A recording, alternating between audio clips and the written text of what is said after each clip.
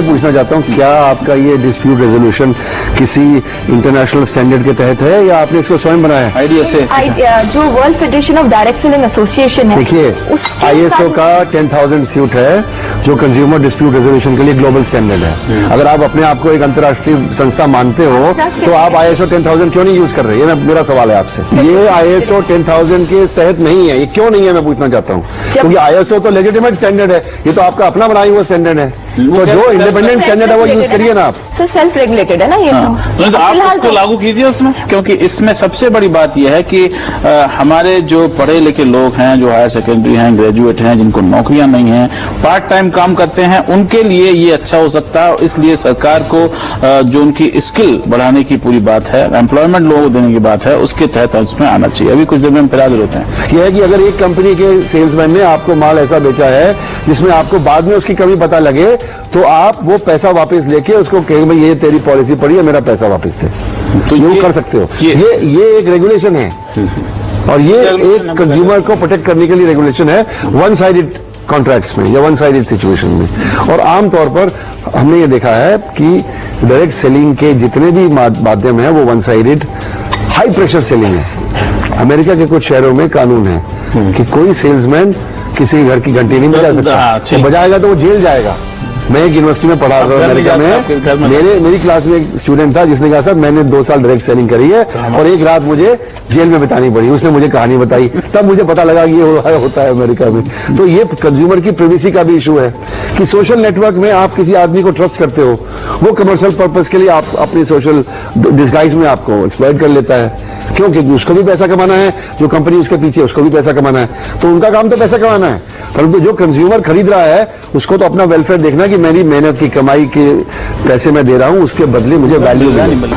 अमिताभ बच्चन कौन सा सीमेंट बेच रहे हैं, अब कोई उनसे आगे पूछेगा कि साहब आपने ये सीमेंट अपने घर में लगाया था नहीं लगाया था, या आप ये गाड़ी चलाते हैं नहीं चलाते हैं, उसके बाद में आप गाड़ी बेच रहे हैं। ये एक या आपने सीमेंट लगा दिया और 2 साल बाद छत गिर गई, तब पता लगा आपको। हाँ, तो फिर तो अमिताभ बच्चन भी नहीं होंगे और छत भी नहीं, वो तो बोलेंगे तो हमने तो ये कहा था। आपने अपने आंखें खोल के और सोच समझ के खरीदा, जिम्मेवारी आपकी। उस समय तो सब कन्नी काट जाएंगे, क्योंकि जब पैसा व्यापारी के जेब में चला जाएगा तो वो तो कहते हैं मैं तो आपको जानता ही नहीं। ये जो कह रहे हैं ना, यहाँ पर ये पकड़ सकते हैं क्योंकि आपकी सोसाइटी की महिला है, उसने आपको बेचा है और बोला कि ये 2 साल तक मेरा डिब्बा जो है टिफिन का ये काम किया। क्या ये एक ट्रस्ट ज्यादा बनाने का जरिया है? ज्यादा बनाने का, और सिर्फ ये नहीं कि सिर्फ आप रिटर्न कर सकते हैं या वापस दे सकते हैं, और भी बहुत सारे तरीके हैं। अगर कुछ भी आपको प्रोडक्ट में प्रॉब्लम आती है तो सबसे पहले अगर शिकायत IDSA के पास आती है तो 21 दिन हम कंपनी को देते हैं, वो आपस में रिजॉल्व करें। उसके बाद अगर कंपनी आपस में रिजॉल्व कर ले तो सबसे अच्छी बात है। अगर नहीं हो पाता है तो एक कोड एडमिनिस्ट्रेटर होता है IDSA का, जो IDSA के बाहर होता है, वो उसको कंप्लेंट जाती है और वो और IDSA खुद मिलकर 21 दिन में फिर से कंप्लेंट को आपस में बातचीत में नहीं होता तो फिर वो बताइए कि आपने पिछले साल में कितनी कंप्लेंट्स रिजॉल्व करी है, बताइए। ज्यादातर जो कंप्लेंट्स हमारे पास आती हैं वो लॉजिस्टिक्स के लिए आती हैं कि हमें डिलीवरी 4 तारीख को मिलनी थी, हमें 6 तारीख को मिली, या हमें 8 तारीख को मिली, या हमें प्रोडक्ट नहीं मिला। तो डिलीवरी की हमें कंप्लेंट्स काफी आती हैं। क्वालिटी के ऊपर हमें ऐसा कुछ कंप्लेंट नहीं आता। ज्यादातर हमें लॉजिस्टिक्स का हमें ऑलरेडी मालूम है कि काफी प्रॉब्लम है हमारे देश में ही, तो उसके लिए हमें कंप्लेंट ज्यादा आती है। एम्बे, एवॉन, मेरिके, हर्बल लाइफ, टपरवेयर और ये बड़ी अमेरिकन कंपनीज जो यहाँ पर हैं, स्वीडिश कंपनी ओरिफ्लेम जो है वो भी हिंदुस्तान में काफी दिनों से काम कर रही है। एम्बे में आप लोगों का क्या एक्सपीरियंस अब तक रहा है? काफी आपको एडवर्टाइजमेंट आता है, लोग कहते हैं यार ये मिलेगा कहाँ से? बिल्कुल सर, यानी जनरली एडवर्टाइजमेंट ऐसा देखा गया डायरेक्ट सेलिंग का एक बहुत अहम हिस्सा नहीं होता है। डायरेक्ट सेलिंग का मेन सोर्स जिसे व्यक्ति को, कंज्यूमर्स को बताया जाता है वो है कि पर्सन टू पर्सन, और इसीलिए जो रिटेल प्रॉफिट मार्जिन और जो है वो डिस्ट्रीब्यूटर्स को मिलता है। लेकिन एम्बे या जितनी भी कंपनीज इंडिया में हैं, हर एक कंपनी इंडियन मार्केट के हिसाब से अपनी परिस्थितियां चेंज करती हैं। इंडियन मार्केट करीब 120 करोड़ की पॉपुलेशन के मार्केट है, और हर एक को रीच आउट करने के लिए इट वुड हैव टेकन काफी समय लगता है। इलेक्शन कमीशन बनाना पड़ेगा पूरा। तो उसके देखते हुए ब्रांड एडवर्टाइजमेंट एम्बे ने शुरू करा, मास एडवर्टाइजमेंट नहीं, एम्बे ब्रांड अवेयरनेस शुरू करा है। कुछ कंपनियां भी और डायरेक्ट सेलिंग कंपनियां जैसे टपरवेयर और Oriflame भी थोड़ा इस चैनल को यूज करना शुरू करिए, लेकिन कभी भी हम जो मास मार्केटिंग कंपनीज हैं उसके हिसाब से उतना एडवर्टाइजमेंट शायद नहीं करें। हमारा जो 13 साल में एक्सपीरियंस रहा है, एमवे का ग्रोथ काफी अच्छा रहा है। हर एक साल करीब हम 20% के आसपास से हमारी बढ़ोतरी हुई है। अभी करीब 1780 करोड़ का लास्ट ईयर का टर्नओवर है और 2500 करोड़ की उम्मीद है कि 2015 का टारगेट है कि वहां तक पहुंच जाएंगे। ग्रोथ अच्छी रही है, लेकिन कुछ challenges time to time industry का, जैसे जो इंडस्ट्री के चैलेंजेस है वो एमवे के भी चैलेंजेस हैं और हम सबसे बड़े होने के कारण शायद वो चैलेंजेस हमारे को ज्यादा फेस करने सामने आते हैं। लेकिन चैलेंजेस, जो सबसे बड़ा चैलेंज है कि हिंदुस्तान का जो कंज्यूमर है वो बहुत शातिर है। दुनिया भर में आप किसी भी बड़े मल्टीनेशनल के सीईओ से जाके पूछ लें तो वो कहेगा कि हिंदुस्तान का कंज्यूमर बड़ा तेज है और भिंडी भी लोग खरीदते हैं, टमाटर भी खरीदते हैं, तो एक एक चीज उठा करके और तब खरीदते हैं। और डायरेक्ट सेलिंग में क्योंकि आपकी सेल जो है वो डायरेक्ट है और उसमें कोई डिस्प्ले जो है वो नहीं है, वो एक बहुत बड़ा चैलेंज उसमें है। लेकिन फायदा इसका यह है कि आप 3 स्टेजेस जो हैं, जो प्रॉफिट मेकिंग की हैं, उनको आप पार कर देते हैं। ये एक बहुत बड़ी बात यहां पर है। आपको क्या लगता है कंज्यूमर के हिसाब से कि क्या डायरेक्ट सेलिंग हमारे जैसे मुल्क में जहां पर जगह की बहुत कमी है, रिटेल स्पेस जो है वो बहुत महंगा है, लोगों को सस्ते से सस्ते माल की जरूरत है क्योंकि हमारी पॉकेट इतनी बड़ी नहीं है, देश बड़ा है, पॉकेट्स जो है उसमें छोटी हैं, क्या ये एक प्रॉफिटेबल लाभ का सौदा है? देखिए, लाभ की चिंता बेचने वाले को होती है, खरीदने वाले को चिंता होती है कि भाई क्या मुझे अपनी मेहनत की कमाई का जब मैंने खर्चा किया तो मुझे वैल्यू मिली, वैल्यू फॉर मनी। ठीक है, तो कंज्यूमर के पॉइंट ऑफ व्यू से जो मार्केट का हिस्सा है, बिना कंज्यूमर के तो मार्केट हो ही नहीं सकती। कंज्यूमर नहीं होगा तो सेलर भी नहीं होगा। तो इसलिए ये कंज्यूमर का नजरिया जानने की जरूरत है। उसको क्या चाहिए?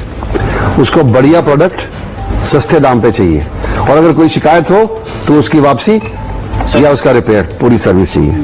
और जो भी मार्केटिंग का इंटरमीडिएरी है, डायरेक्ट सेलिंग वाला हो या रिटेल वाला हो या मैन्युफैक्चरर हो या उसका कोई हाइब्रिड हो, वो ये एक्सपेक्टेशन अगर पूरी करता है तो कंज्यूमर उसका स्वागत करता है। परंतु डायरेक्ट सेलिंग के साथ कुछ त्रुटियां जुड़ी हुई हैं। एक तो इसको हाई प्रेशर सेलिंग कहते हैं। वन साइडेड इंफॉर्मेशन से बॉम्बार्ड कंज्यूमर किया जाता है और आम उपभोक्ता को इतनी उसके पास अवेयरनेस या नॉलेज नहीं है कि वो दूसरा पक्ष भी जान सके, क्योंकि जो बेचने आता है वो अपनी खूबियां गुनाता है, तो अपना माल बेच रहा है। ठीक है, हाँ। और वो उस हाई प्रेशर बेचने के दौरान अगर कंज्यूमर इंप्रेस हो गया तो माल खरीद लेता है और फिर 1 हफ्ते के बाद, 2 हफ्ते के बाद उसको लगता है अरे भाई ये तो चीटिंग हो गई, ये तो मुझे पता ही नहीं था कि इससे बढ़िया माल इसके आधे दाम पे यहां मिल रहा है। क्योंकि वो तो नहीं बताता ना कि सब इससे बढ़िया आपको सस्ता मिल जाएगा। वो आपको आपकी एजुकेशन करने नहीं आया, वो अपना पैसा कमाने आया। उसका केवल एक भगवान है, लक्ष्मी। सुबह शाम दोपहर रात लक्ष्मी की वो स्तुति करता है और पैसा कमाना उसका धर्म है। तो उस धर्म को पालन करने में कंज्यूमर की कई बार हजामत हो जाती है। इसमें लेकिन गाइडलाइंस जो हैं वो डायरेक्ट सेलिंग इंडस्ट्रीज की बाकायदा हैं। मैं आपको बता दूं, विक्रियर ने बड़ी अच्छी रिपोर्ट जो है वो लिखी थी इसके ऊपर कि उसमें एक तो ये है कि कंपनी एक है वो ड्यूली कॉन्स्टिट्यूटेड होनी। हिंदुस्तान में ये समस्या है कि हमारे यहाँ चिटफंड और पिरामिड स्कीम्स जो हैं उससे लोग डायरेक्ट सेलिंग को कंफ्यूज कर जाते हैं। इसमें दोनों में क्या फर्क है? पिरामिड सेलिंग जो होती है कि आप अपने 4 आदमियों को मेंबर बना दीजिए, आपका इतना फायदा होगा, फिर आप उसके बाद में 4 के बाद 8 हो जाएंगे, उसके बाद 16 हो जाएंगे। ये जो पिरामिड सेलिंग और डायरेक्ट सेलिंग में क्या फर्क है? तो इसमें 3-4 मोटे जो फर्क है वो मैं आपको बताऊंगी। सबसे पहले डायरेक्ट सेलिंग की, जैसे मैंने आपको परिभाषा बताई, हमारे को मिलना पड़ता है और एक प्रोडक्ट बेचना पड़ता है। जो पिरामिड सेलिंग है उसमें कई बार प्रोडक्ट ही नहीं होता और कई बार अगर प्रोडक्ट होता है तो वो मेडिकल प्रोडक्ट्स होंगे कि अगर आप ये जूस पिएंगे तो आप बहुत स्ट्रांग हो जाएंगे, या आप ये गद्दा इस्तेमाल करेंगे, मैट्रेस इस्तेमाल करेंगे तो आपकी बैक एक ठीक हो जाएगा। तो जब हम देखते हैं कि हमें किस कंपनी में जाना है तो हमें देखना चाहिए कि क्या प्रोडक्ट पोर्टफोलियो है। एक या 2 प्रोडक्ट नहीं होने चाहिए। अगर एक भी प्रोडक्ट है तो SKUs जो है उसके काफी होने चाहिए। ये नहीं कि चल लीजिए एक जेल है तो उसके कम से कम 5-6 SKUs तो हो, जरूर हमें देखना चाहिए। उस कंपनी का बैकग्राउंड क्या है वो चेक करना चाहिए। 5 साल पुरानी है, 10 साल पुरानी है, 15 साल पुरानी है, कहाँ से आई है, इंडियन है कि बाहर की है, वो सब चीजें हमें चेक करनी चाहिए, क्योंकि वो सब इंफॉर्मेशन प्रोवाइड करना एक डायरेक्ट सेलिंग कंपनी का जिम्मेदारी है। और उसके बाद मनी बैक की जो है, मनी बैक जैसे मैंने बोला 5-6 मुद्दे मेन हैं जो कि फर्क करते हैं। मनी बैक की जो जितने भी प्रोडक्ट्स दिए जाते हैं उसके अंदर मनी बैक की गारंटी होती है, 30 दिन के करीब की गारंटी दी जाती है। कोई लॉ ऐसा तो नहीं है, लॉ नहीं है, लेकिन कोड ऑफ एथिक्स के दायरे में आईडीएस से काम करता है। गाइडलाइंस जो है वो खुद डायरेक्ट सेलिंग कंपनी से बनानी है और इसमें आप बाकायदा कई सारी चीजें हैं कि 30 दिन का आपको उसे समय देना पड़ेगा और उसके बाद में मेंबरशिप फी वगैरह का जो मामला है वो उसके बारे में डायरेक्टिव्स बाकायदा उसमें हैं। और सबसे बड़ी बात यह है कि सारी जो डायरेक्ट सेलिंग कंपनीज हैं वो रिटन कॉन्ट्रैक्ट पे काम करती हैं, वो जबानी जमा खर्च पे काम नहीं करती हैं अगर देखा जाए तो। और वो सारी की सारी कंपनीज जो हैं बाकायदा लीगली इंस्टीट्यूशनलाइज्ड हैं कि आप जाकर के रजिस्ट्रार ऑफ कंपनीज या उसको वो कर सकते हैं। इन्होंने बात की, सबसे बड़ी बात उसमें आती है कि बायबैक की या रिटर्न की टोटल कितना परसेंटेज हो जाता होगा आपका? यानी रिटर्न में जनरली आप देखेंगे जो भी डायरेक्ट सेलिंग कंपनीज हैं यानी प्रोडक्ट क्वालिटी पे बहुत ज्यादा इंफोसिस रखता है। तो जनरली हमारा जो रिटर्न है, और जैसे एमबे की तरफ से कहूंगा लेस देन 1% प्रोडक्ट हमारे को रिटर्न में वापस आता है। और इसका डायरेक्ट सेलिंग का एक सबसे बड़ा एडवांटेज है, जनरली आप जो बेच रहे हैं किसी नॉन व्यक्ति को बेचते हैं तो कंज्यूमर जैसे आपका है करेक्ट, जैसे श्रीराम जी ने बोला कि कंज्यूमर चीटेड नहीं होना चाहिए, that is the most important criteria. तो उसके लिए जैसे कि आपने किसी जानकार से खरीदा, अगर आप प्रोडक्ट से सेटिस्फाइड नहीं है तो हर एक डायरेक्ट सेलिंग कंपनी जो आईडीएसए की मेंबर है उनको ये गारंटी देनी पड़ती है मेंबरशिप बनने के लिए कि उन्हें 100% मनी बैक देनी पड़ेगी। पीरियड वेरी कर सकता है 7 दिन से 30 दिन के आसपास तक का।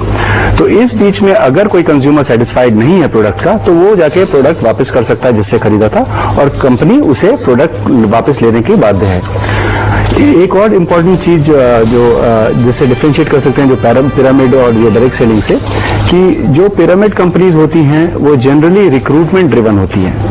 उनमें होता है कि जब तक नए व्यक्ति आते रहेंगे सिस्टम में वो चलती रहेंगी, लेकिन एक डायरेक्ट सेलिंग कंपनी का जो कमीशन देना है वो केवल सेल पे है। अगर 10 आदमी है, 10 आदमी हर साल खरीद रहे हैं तो खरीद बिल्कुल, तो वो मेन एक है। तो कंज्यूमर का प्रोटेक्शन है, और जो व्यक्ति इस डायरेक्ट सेलिंग इंडस्ट्री को ज्वाइन करता है उस व्यक्ति के पास भी ये चॉइस है कि वो अगर अनसेटिस्फाइड है इस बिजनेस से तो वो कंपनी को वापस कर दे जो भी उसने अपना लिया है। और 90 दिन के अंदर, जैसे एमबे की तरफ से हम 90 दिन करते हैं, हर एक इंडस्ट्री का अपना है, लेकिन हर एक इंडस्ट्री एक फिक्स पीरियड देती है, निर्धारित पीरियड, जैसे कूलिंग ऑफ पीरियड कि उस बीच में वो डिसाइड करे क्या वो ये बिजनेस अफसर करना चाहता है या प्रोडक्ट यूज करना चाहता है। तो हर एक डायरेक्ट सेलिंग कंपनी जो 18 हमारी मेंबर है सब उस चीज के लिए एक कमिटमेंट दे रखा है। जी बिल्कुल, लेकिन यहाँ पे बड़ा मुद्दा यहाँ पर हिंदुस्तान में ये है कि क्या डायरेक्ट सेलिंग जो है वो हमारी इतनी बड़ी जो वर्क फोर्स है उसके लिए लाभदायी हो सकती है, नंबर 1 बड़ी बात। नंबर 2, क्या हमारे मुल्क में जहाँ पर अभी भी अशिक्षा बहुत ज्यादा है, क्या वहां पर डायरेक्ट सेलिंग कंपनीज जो हैं वो अपने जो गुड्स हैं, अपने जो सामान है उनको बेच सकती है? इसके बारे में कुछ देर में हम हाजिर होंगे तो चर्चा करेंगे, और ये भी बात करेंगे कि डायरेक्ट सेलिंग का जो सोशल इम्पैक्ट है, जो समाज के ऊपर जो इम्पैक्ट है वो क्या क्या हो सकते हैं। अभी कुछ देर में फिर हाजिर होते हैं। आप देख रहे हैं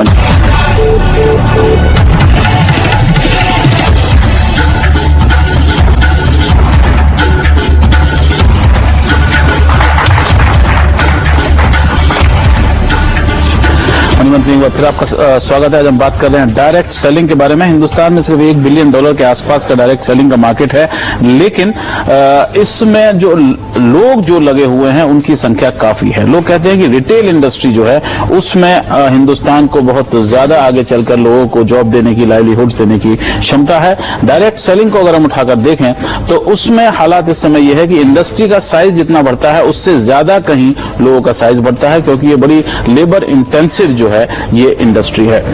क्योंकि एक प्रोडक्ट को बेचने के लिए आपको कई लोगों का इस्तेमाल जो है वो करना पड़ता है। अगर हम रिटेल को देखें तो रिटेल में आप एडवर्टाइजमेंट करके लोगों को अपने पास बुला सकते हैं। यहां पर आपको रीच आउट करना पड़ता है लोगों तक जाने के लिए, और इसलिए इसमें क्षमता है कि बहुत सारे लोगों को ये जो है जॉब्स जो है वो दे सकती है। और हिंदुस्तान में अगर देखें तो मिलियंस में अगर हम बात करें तो सिर्फ 1 साल के अंदर 2004 से लेके 2009, माफ कीजिए 5 साल के अंदर कोई 12 लाख लोग इसमें लगे हुए थे डायरेक्टली काम करने के लिए, और 2009 में कोई 20 लाख उनकी संख्या हो गई।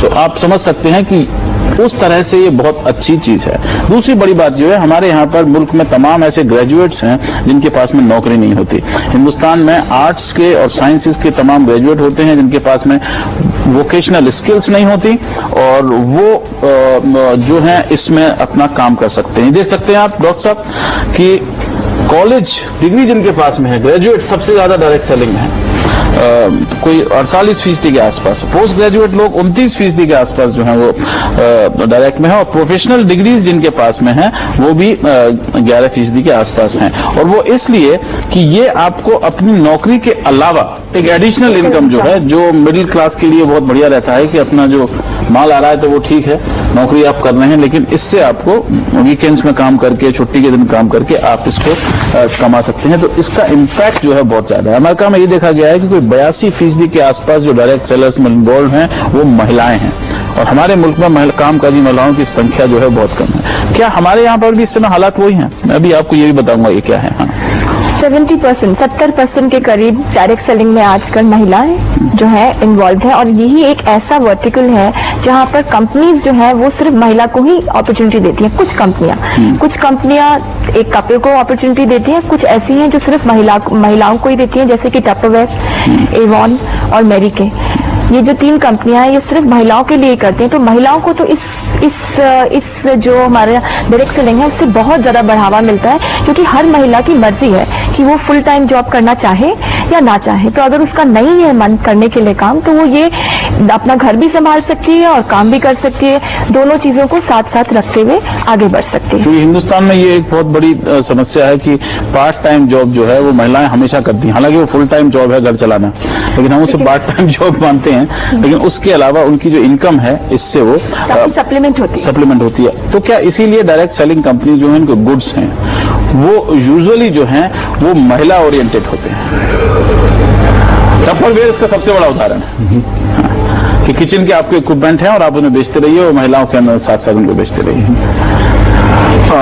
ज्यादातर जैसे देखा गया है, जनरली जो व्यक्ति डायरेक्ट सेलिंग को चूज करते हैं बिगिनिंग में पार्ट टाइम चूज करते हैं, और महिलाओं के लिए ये एक अवसर ज्यादा आसानी से उपलब्ध होता है, क्योंकि 1-2 घंटा दिन में उनके पास समय निकालने को हो जाता है। भले ही आपने बिल्कुल सही कहा वो फुल टाइम एम्प्लॉयड हैं, लेकिन 1-2 घंटा वो निकाल सकती हैं।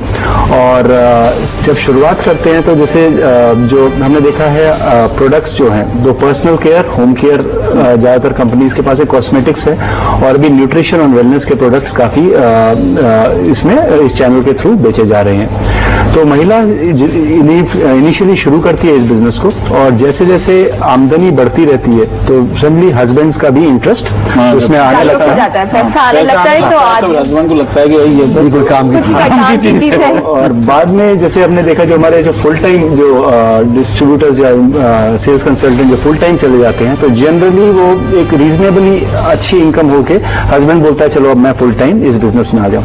तो इसीलिए इंडिया में या यूएस में जैसे 70 से 80% लेडीज हैं। और इसमें एक और बड़ी अच्छी चीज जो है कि कंपनियां, जितनी भी डायरेक्ट सेलिंग कंपनियां हैं, बहुत पैसा ट्रेनिंग में इन्वेस्ट करती हैं, परीक्षण बहुत ज्यादा दिया जाता है। तो जो भी आप डायरेक्ट सेलिंग ज्वाइन करने के लिए आपको कोई भी मिनिमम क्राइटेरिया की जरूरत नहीं है कि आपको इतनी एजुकेशन होनी चाहिए, इतना फाइनेंशियल बैकग्राउंड होना चाहिए। तो कोई भी व्यक्ति जिस बिजनेस को ज्वाइन कर सकता है। तो उसके लिए ट्रेनिंग एक बहुत अहम है, उसको ट्रेन करा जाता है। लेकिन कोई ऐसे अभी कॉलेजेस नहीं है, आप ही लोग ट्रेन करते हैं, मतलब जो इंटरनल है, ऐसे कोई कॉलेजेस नहीं है, ऐसे कोई कोर्सेज नहीं है जो कि इसे बताते हैं? देखिए, ये जो ट्रेनिंग है ये कंपनी स्पेसिफिक, प्रोडक्ट स्पेसिफिक और सेल्स टेक्निक स्पेसिफिक ट्रेनिंग है कि भी आप कैसे अपने सोशल पोजीशनिंग को इस्तेमाल करके लोगों को के पास जा सकते हैं, उनको इनकी गुणवत्ता के बारे में बता के। ये जब ट्रेनिंग हो जाती है तो मेरा ये कहना है कि जब कंज्यूमर है उसको अपने सोशल सर्कल का कोई आदमी मिलता है और वो खूबियां गिनाता है और कमियां की बातें नहीं करता जब, तो कंज्यूमर कई बार तो अब फिल्म जो देख रहे हैं, कोई भी फिल्म वाला ही थोड़ी बोलेगा मेरी फिल्म खराब है। नहीं, पर फिल्म देखने से पहले अगर 4 लोग बोलेंगे भैया इसमें जाओ या ना जाओ, उसके बारे में दोनों पक्ष होंगे, तभी वो इन्फॉर्म कंसेंट। देखिए, कंज्यूमर को इन्फॉर्म कंसेंट बहुत जरूरी है। वन साइडेड इन्फॉर्मेशन के ऊपर फैसला करने के लिए इन्फॉर्मेशन की कमी है और इन्फॉर्मेशन वन साइडेड दी जाती है, तो ट्रेनिंग ही वन साइडेड इन्फॉर्मेशन देने के लिए देते हैं। ये कंज्यूमर को ये बताने के लिए थोड़ी देते हैं कि तुम्हारे बेनिफिट में क्या है, क्योंकि हमारा माल कैसे बिके इसकी ट्रेनिंग दे रहे हैं। ये तो दे, मैं मना नहीं कर रहा हूँ। डायरेक्ट सेलिंग का एक बहुत बड़ा उदाहरण है हमारे यहाँ पर लाइफ इंश्योरेंस पॉलिसी। बिल्कुल, सारी इंश्योरेंस पॉलिसी, गाड़ी का इंश्योरेंस, हेल्थ इंश्योरेंस सब बिकता है सेलिंग से, पर्सनल सेलिंग से। परंतु उसमें पता क्या है? हाँ, तो वो तो जाके यही बता नहीं, पर उसमें क्या है, दुनिया भर में insurance is never bought, it is sold, ऐसा कहा जाता है। बेचने की कोशिश करोगे तो बिकेगा, और इस कारण से वन साइडेड सेलिंग होती है। पता लगा उसको 1 साल के बाद कि यार मैंने तो ये कौन सी पॉलिसी खरीद ली, इसमें तो मुझे नुकसान हो रहा है। 20 केस आते हैं लोगों के पास जिसमें पता लगता है कि भाई इंश्योरेंस वाले ने तो वन साइडेड स्टोरी करके बेच दिया, वो चल दिया कमीशन लेके, और ये बेकार पॉलिसी लेकर बैठा है। ये तो रेगुलेशन बना। अपने देश में क्या रेगुलेशन है? आपने इंश्योरेंस खरीदा, शिफ्ट कर सकते नहीं, आपने खरीदा तो 1 महीने का कूलिंग ऑफ पीरियड है। 1 महीने खरीदने के बाद 1 महीने तक आप पैसा वापस मांग सकते हो।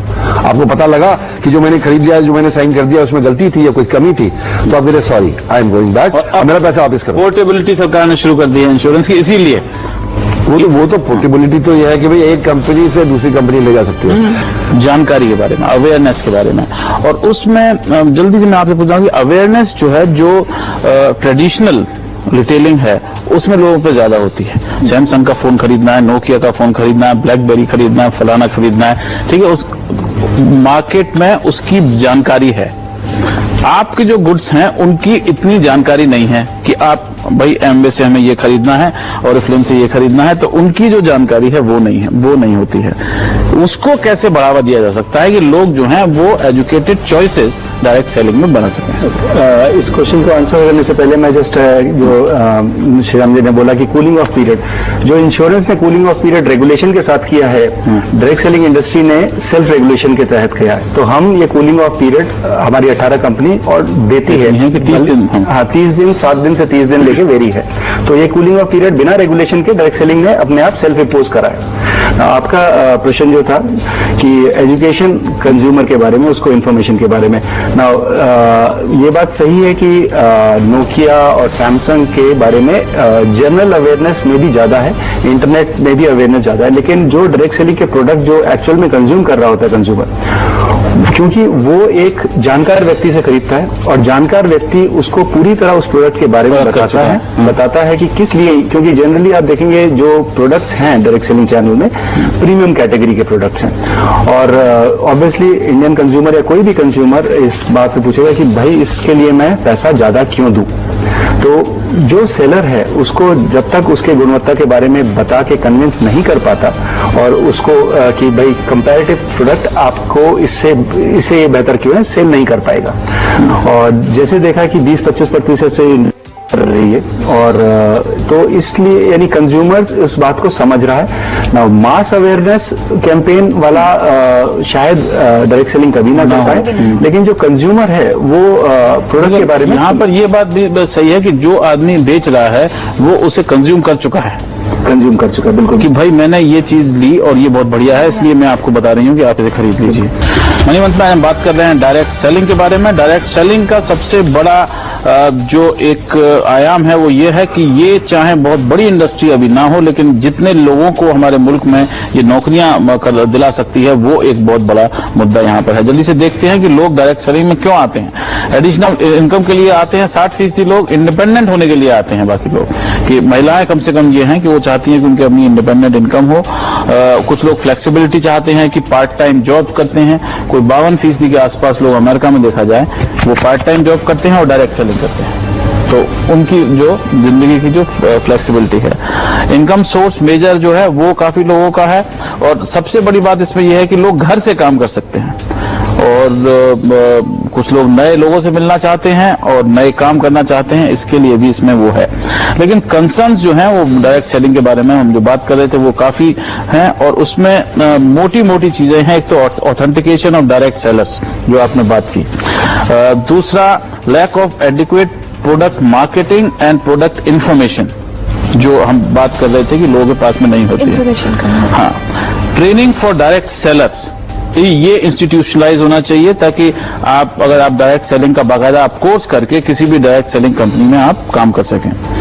दूसरी बड़ी हिंदुस्तान में समस्या है वो ग्रे मार्केट की प्रॉब्लम है, कि हर एक चीज का जो है वो ग्रे मार्केट में उसमें आ जाता है। अन्ना हजारे का भी ग्रे मार्केट हो गया है, आपको मालूम नहीं। तो वो समस्या नहीं है। हाँ। वो फ्री मार्केट का एक प्रतिबिंब है कि हर प्रोडक्ट का सब्स्टिट्यूट अवेलेबल है। हाँ, ठीक है, तो ये मार्केट की ब्रेड्थ को बढ़ाती है कि आप पहले ग्रे मार्केट से माल खरीदेंगे, फिर आप बोलेंगे नहीं इसमें फर्क है कोई, तो बेटर ठीक नहीं है, तो उसमें बेटर वाले में चलिए आप 10% पैसा देके। आपके जितने भी गाड़ियों के स्कूटर्स के पार्ट्स हैं, ये सारे जो आते हैं छोटी छोटी इंडस्ट्री से आते हैं, पहले आप कम पैसा खर्चने के लिए उससे लेते हैं, फिर आप बाजार में क्या है वो कि पूछता है आपको डुप्लीकेट चाहिए ओरिजिनल चाहिए, बेचने वाला वो भी जानता है और कंज्यूमर भी जानता है। तो इसलिए इसको बुरा नहीं मानता मैं इसको ये मानता हूं कि मार्केट की मैच्योरिटी में एक स्टेप है ये।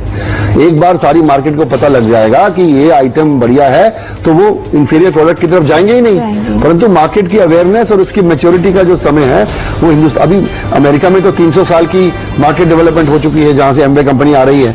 हमारे यहाँ कितने साल की मार्केट डेवलपमेंट, अभी तो ये खुद ही 16 साल से है।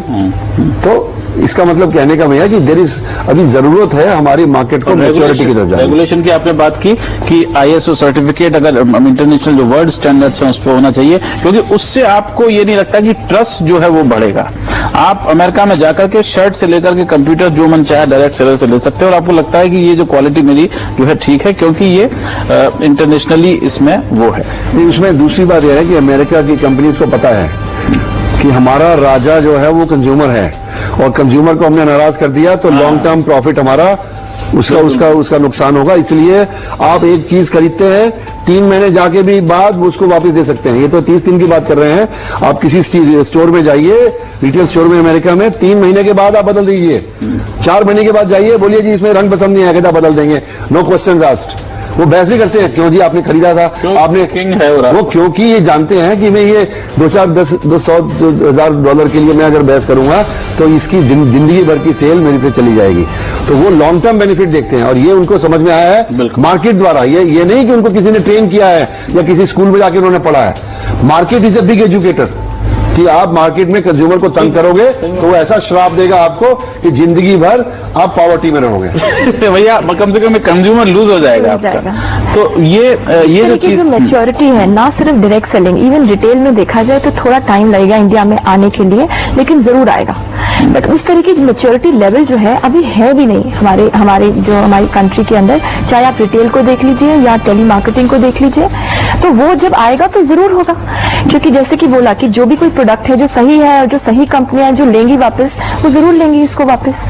तो धीरे धीरे हम ऐसा देंगे, क्योंकि जैसे हमने देखा कि जो यूएसए की अगर आप दायरा देखें 300 साल अगर हम ले रहे हैं, तो हमारा अगर रिटेल या मॉडर्न रिटेल भी देखें तो बेचारा अभी नया ही है, बहुत पुराना तो नहीं है। हाँ बिल्कुल। यहाँ पर एक बात और थी कि सर्विस जो है वो एक बड़ी समस्या चीजों में होती है। कम से कम मतलब आपके ऐसे गुड्स हैं कि उसमें सर्विस ज्यादा जरूरत नहीं पड़ती है, लेकिन डायरेक्ट सेलिंग में लोग जो हैं कंप्यूटर्स बेचते हैं। डेल दुनिया की सबसे बड़ी डायरेक्ट सेलिंग कंपनी है और पूरे यूरोप में, पूरे अमेरिका में और अब तो चीन में उनका बहुत बड़ा बिजनेस है और वो कर रहे हैं। ये आफ्टर सेल सर्विस जो है ये भी क्या थ्रू आपके डायरेक्ट सेलर होती है या आपके पास में एक्सपर्ट्स जो हैं उनकी पूरी एक जमात है जो कि आपको आफ्टर सेल सर्विस करेगी? आज की तारीख में इंडिया में जो जितनी डायरेक्ट सेलिंग कंपनीज हैं, मेरे ख्याल से एएमसी कुकवेयर को छोड़ के जनरली ज्यादातर सब कंज्यूमर ड्यूरेबल्स में नहीं है। तो वो कंजम्पशन प्रोडक्ट्स में जिसमें आफ्टर सेल सर्विस की जरूरत ही नहीं। 2 कंपनियां हैं, एक एल्किन है जो कि वाटर प्यूरिफायर्स बेचती है, यूरेका फोर्ब्स बेचा करती थी। लेकिन यूरेका फोर्ब्स के अंदर बायबैक का वो प्रधान नहीं है। तो ग्लोबली जैसे एमवे का अगर मैं बात करूं, एमवे के पास डायरेक्ट सेल यानी ड्यूरेबल प्रोडक्ट्स हैं, वाटर प्यूरिफायर है, एयर प्यूरिफायर है, और ग्लोबली इंडिया में अभी लॉन्च नहीं हुआ, हो सकता है आगे लॉन्च हो।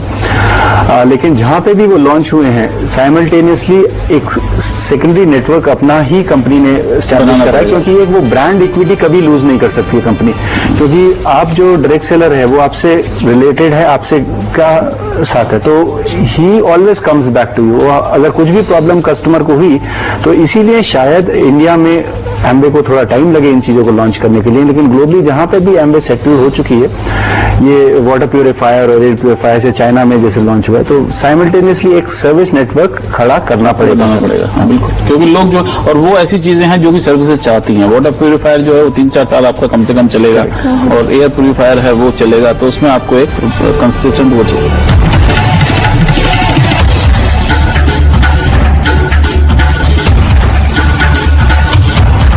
सर मेरा सवाल ये है कि डायरेक्ट सेलिंग पे जहां तक लग रहा है कस्टमर सेटिस्फेक्शन बहुत कम लग रहा है, तो क्या आप लोगों को लगता है कि डायरेक्ट सेलिंग इन फ्यूचर के लिए स्कोप बहुत ज्यादा है या अच्छा है कुछ? कस्टमर सेटिस्फेक्शन, इसका तो ये बताएंगे, क्या आप अपने कस्टमर्स का सेटिस्फेक्शन मेजर करते हो? हाँ, ये बताइए आप। ओके, हमारा रेपुटेशन स्टडी करते हैं, और मेरे पे एग्जैक्ट स्टैटिस्टिक्स ऐसे नहीं याद है जो ऑफ द कफ, लेकिन हमारा जो रेपुटेशन स्टडी के हिसाब से ईयर आफ्टर ईयर बढ़ रहा है, और शायद वो ग्रोथ एक मापदंड कह सकते हैं कि अगर कंपनी 24% से ग्रो कर रही है तो जनरली एक सेटिस्फाइड कंज्यूमर ही होगा जो आगे कंज्यूम कर रहा है या आगे रिकमेंड कर रहा है। नहीं, देखिए मैं आपसे बिल्कुल डिसएग्री करता हूं, क्योंकि डायरेक्ट सेलिंग में आप अपनी सेल 20% से बढ़ा सकते हैं, और एक शहर में कंसंट्रेट करें, वहां अनसेटिस्फाइड हो गए कंज्यूमर तो दूसरे शहर में चले जाएं, फिर तीसरे शहर में चले जाएं। इतना बड़ा देश है कि यू कैन कंटिन्यू ग्रोइंग। लेकिन 37% people in direct selling are second time buyers, तो इसका मतलब 37% लोग जो है, मतलब है 67%, 2/3 Why are they not buying again? Because they must have discovered कि इसमें कोई कमी है, उसे और कुछ मिल गया होगा, तो इसीलिए ना, तो कंज्यूमर को तो बेस्ट डील देखनी है, वो उसकी कमिटमेंट को डायरेक्ट सेलिंग से थोड़ी ना है। पतलून मिल रही है, हाँ, तो आपको 15 पतलून खरीदनी है, अगर आपने 2 बार भी पतलून वो खरीदी, इसका मतलब आपने देखिए मैं ये नहीं कह रहा हूँ कि डायरेक्ट सेलिंग में कोई कमी है, मेरा केवल ये कहना है कि डायरेक्ट सेलिंग की जरूरत देश में है, क्योंकि प्रतिस्पर्धा, कंपटीशन बहुत ज्यादा मल्टी चैनल से होना चाहिए, यानी कि रिटेलर का रिटेलर से कंपटीशन हो, मैन्युफैक्चरर का मैन्युफैक्चरर से हो। डायरेक्ट सेलर भी मैन्युफैक्चरर से कम्पीट कर सकता है, डायरेक्ट सेलर भी रिटेलर से कम्पीट कर सकता है। ये कंपटीशन जितना बढ़ेगा उतना कंज्यूमर का बोलबाला बढ़ेगा। सर एम्बे जैसी कंपनी है, मींस पीपल को फ्रीडम, फाइनेंशियल फ्रीडम मिलता है, इंडिपेंडेंस मिलता है, तो अगर ये इतनी अच्छी है, why don't government recognise it कि हाँ चलो ये ज्वाइन कर लो, बिकम रिच, और फिर देश का भला हो जाएगा। And my second question is कि अगर हम डायरेक्ट सेलिंग की बात करते हैं, then a cut off wholesaler और डीलर्स जो भी बीच में आते हैं, mediators, they are being cut from the economy, तो उन लोगों का क्या होगा? तो पहला क्वेश्चन कि एम्बे इतना अच्छा है तो गवर्नमेंट क्यों नहीं लेजिटिमाइज यानी रिकॉग्नाइज कर देता कि एम्बे ही नहीं अच्छा, सारी direct selling company same philosophy पे ऑपरेट करती हैं, और ठीक है एम्बे शायद सबसे लार्जेस्ट प्लेयर है तो आपका क्वेश्चन इसलिए होगा, लेकिन डायरेक्ट सेलिंग कंपनीज गवर्नमेंट से कांस्टेंट, और सर जैसे बोले कि रेगुलेशन के बारे में बात करेंगे, तो एक कांस्टेंट डायलॉग बना हुआ है कि एक रेगुलेशन आए डायरेक्ट सेलिंग को एक इंडस्ट्री का स्टेटस देते हुए। दूसरा क्वेश्चन जो आपका था कि बीच के इंटरमीडिएटरीज खत्म हो जाएंगे, लेकिन अगर आप देखेंगे इंटरमीडिएटरीज जो हैं, ट्रेडिशनल चैनल अगर आप लोग किसी भी कंज्यूमर कंपनी का, उनके ओवरऑल इंडिया में सुपर स्टॉकिस्ट 4 या 5 होंगे, ठीक है, उनके फिर स्टॉकिस्ट होंगे 25 या 30 या पर स्टेट एक स्टॉकिस्ट होगा, मान लीजिए 30 है, फिर स्टॉकिस्ट पे होलसेलर होंगे, प्रॉब्ली जितनी डिस्ट्रिक्ट हैं उनके डिस्ट्रिक्ट होलसेलर हो गए, और फिर बेस्ड ऑन कम्युनिटी रिटेलर्स होंगे। तो अगर आप ये पूरा चैनल किसी कंपनी का लोगे और एक डायरेक्ट सेलिंग कंपनी का चैनल लोगे जो डिस्ट्रीब्यूटर से लिंक्ड है, डायरेक्ट सेलिंग का चैनल इससे कम से कम 4 या 5 गुना बड़ा है। तो भले ही हम इनका कि ये फ्यू इंडिविजुअल्स पे लार्ज सेल नहीं करते, बहुत काफी सारे इंडिविजुअल पे छोटी सेल करते हैं, इसीलिए ये work intensive, work force intensive, labour intensive industry. Study हमें इसमें देख रहा था कि जो गुड्स हैं, अब जिस तरह के गुड्स है उसमें तो आप कर नहीं सकते हैं कि वास्तव में क्या इसका असर और फायदा कंज्यूमर तक पहुंच रहा है। कंज्यूमर तक इसलिए पहुंचते, जैसे लिपस्टिक्स अगर आप एक एग्जाम्पल ले लें, हाँ। मान लेते हैं, तो वो जो लिपस्टिक है वो आपको 100 रुपए में भी मिल रही है और 1000 रुपए में भी मिल रही है और डायरेक्ट सेलिंग में ही मिल रही है। अब आपकी मर्जी है कि आप 100 रुपए की लिपस्टिक लेना चाहते हो या 1000 रुपए की लिपस्टिक लेना चाहते हो। तो उस तरह से करके सब तरह के प्रोडक्ट्स हैं। अब जैसे कि हम रिटेल में भी जाएं तो हमारे को 500 रुपए की भी शर्ट मिलेगी और 5000 की भी शर्ट मिलेगी। तो सिर्फ वो फर्क है, कंज्यूमर को बेनिफिट तो जाएगा ही जाएगा, क्योंकि प्रोडक्ट क्वालिटी मेंटेन करनी ही पड़ेगी। क्योंकि अगर प्रोडक्ट क्वालिटी आप नहीं मेंटेन करोगे तो प्रोडक्ट चला ही जाएगा मार्केट से। एडवर्टाइज भी नहीं कर रहे, प्रोडक्ट क्वालिटी भी नहीं है, ऐश्वर्या राय को भी नहीं ले रहे हैं, तो प्रोडक्ट कैसे चलेगा? चल ही नहीं सकता प्रोडक्ट। इज्जत प्रॉपर मेरे ख्याल में हिंदुस्तान में सब पहली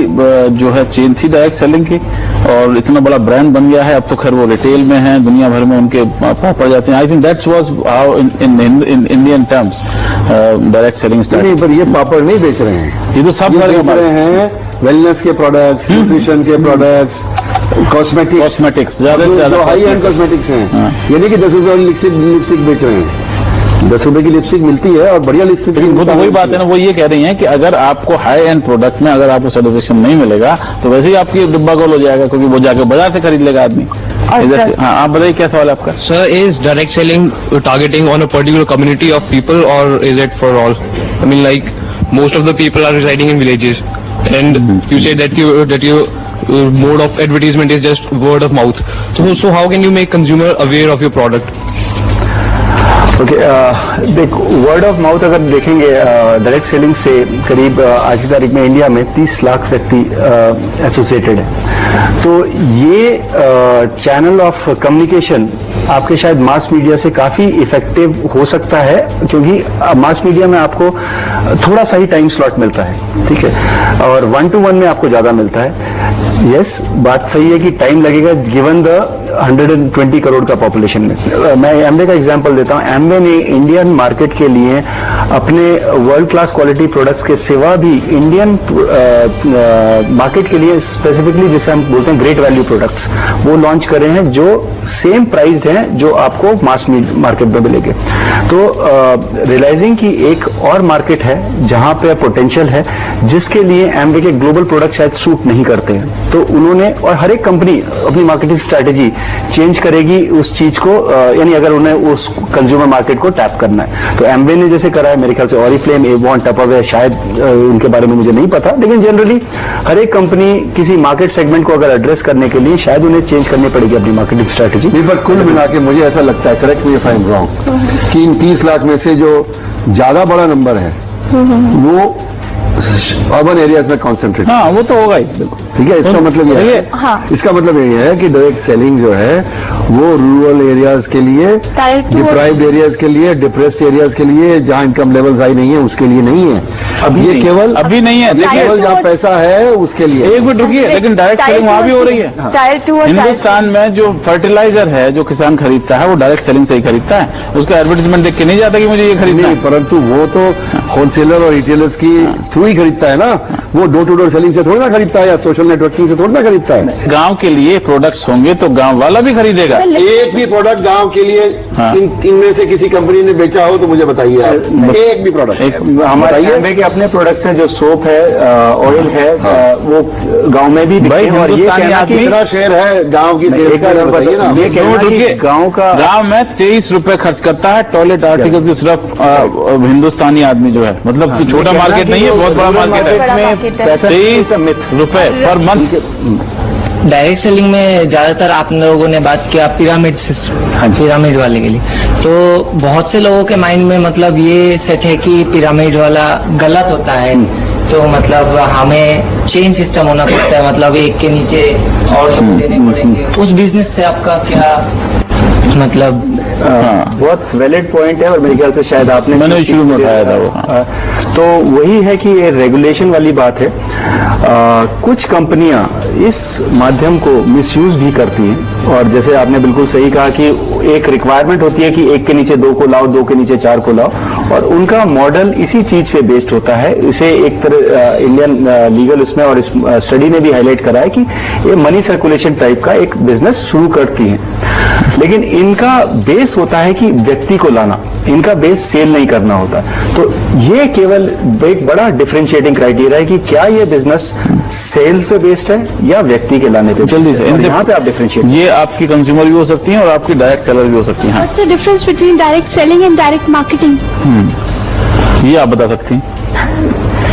डायरेक्ट सेलिंग जैसे हमने बोला कि हम मिलना बहुत जरूरी है, आपस में बातचीत करके तभी हम प्रोडक्ट को बेचते हैं। और अगर देखा जाए आंकड़ों के हिसाब से हेल्थ प्रोडक्ट्स में काफी ज्यादा एक्सप्लेनेशन की जरूरत होती है और हेल्थ प्रोडक्ट्स बहुत ज्यादा जो है डायरेक्ट सेलिंग के माध्यम से बिकते हैं। उसके बाद पर्सनल और वो तो हमारे को डिटेल में भी मिलते हैं। जहां डायरेक्ट मार्केटिंग की वहां पे जरूरी नहीं है कि आप हमारे से मिलें या कोई आपको जाके बेचे, आप फोन पे भी बात कर लेते हैं और उसके लिए इंफ्रास्ट्रक्चर नहीं होता और फोन पे भी कर सकते हैं, इंटरनेट के थ्रू भी कर सकते हैं। कोई कंपलसरी नहीं है कि आपको एक दूसरे से मिलकर पूरा समझाकर तभी बेचना है। तो वो एक मेजर फर्क हो जाता है डायरेक्ट मार्केटिंग। डायरेक्ट मार्केटिंग आप सिर्फ कैटलॉग से भी कर सकते हो। इसमें ज्यादातर पर्सनल सेलिंग है, person to person. Person to person main चीज ये है, पर्सन टू पर्सन है, ताकि आप किसी की गर्दन पकड़ ले कल को गड़बड़ हो जाए तो ये बहुत बड़ा फायदा इसका है। वरना दुकान वाले को कहाँ आप पकड़ते फिरेंगे, ये भी आपकी बात है। लेकिन इससे आपका झगड़ा भी हो सकता है अगर आप डायरेक्ट सेलिंग करेंगे और किसी को पसंद नहीं आया, ये भी बात है। लेकिन ये सारी चीजें आने वाले दिनों में जैसे जैसे मार्केट मैच्योर होगा बेहतर होंगी।